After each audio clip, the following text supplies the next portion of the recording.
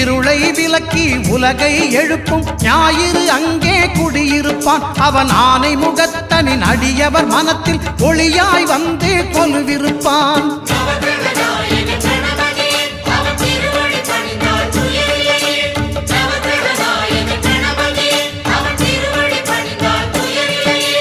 ஒன்பது கோளும் ஒன்றாய் காண